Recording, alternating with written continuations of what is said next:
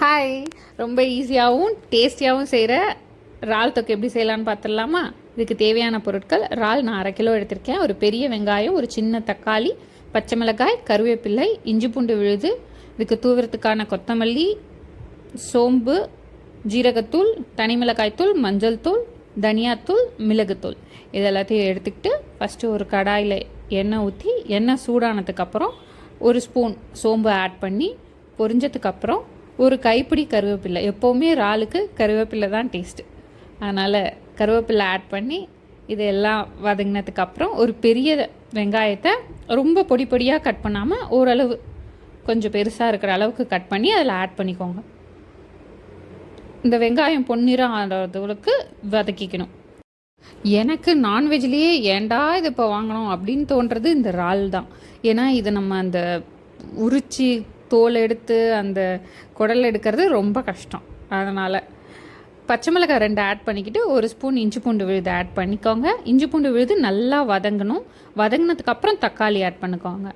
எப்போவுமே நான்வெஜ்ஜுக்கு இஞ்சி பூண்டு விழுது நல்லா வதங்குறது தான் அந்த மணத்தை கொடுக்கும். அதனால் தக்காளி, இஞ்சி பூண்டு விழுது எல்லாம் ஒன்றா மிக்ஸ் ஆகி வதங்கினதுக்கப்புறம் ஒரு ஸ்பூன் தனி மிளகாய் தூள், 1/4 ஸ்பூன் மஞ்சள் தூள், ஒரு ஸ்பூன் தனியாத்தூள் ஆட் பண்ணி அது எல்லாம் மசாலா எல்லாம் ஒன்றா கலந்து விட்டு எண்ணெய் விடுற அளவுக்கு அதை நீங்கள் வதக்கிக்கோங்க. தேவையான அளவு உப்பு ஆட் பண்ணிக்கோங்க.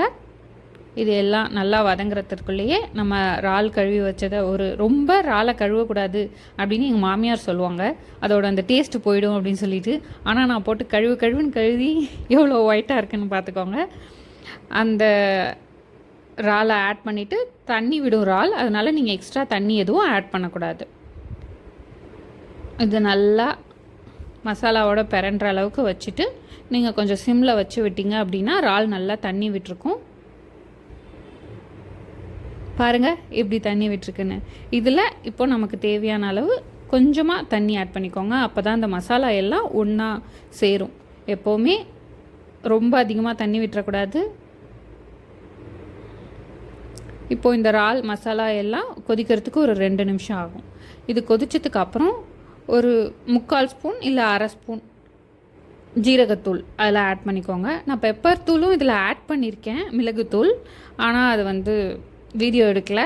ஸோ நீங்கள் ஒரு 1/4 ஸ்பூன் பெப்பர், ரொம்ப காரம் வேணான்றவங்க 1/4 ஸ்பூன் மிளகுத்தூள் ஆட் பண்ணிக்கிட்டீங்க அப்படின்னா டேஸ்ட் நல்லாயிருக்கும். இப்போ இது எல்லாம் சேர்ந்து கொதித்து எண்ணெய் வந்ததுக்கப்புறம் எவ்வளோக்கு எவ்வளோ தேவையோ அவ்வளோக்கு அவ்வளோ மல்லியை ஆட் பண்ணி சாப்பிடுங்க. தேங்க்யூ ஃபார் வாட்சிங்.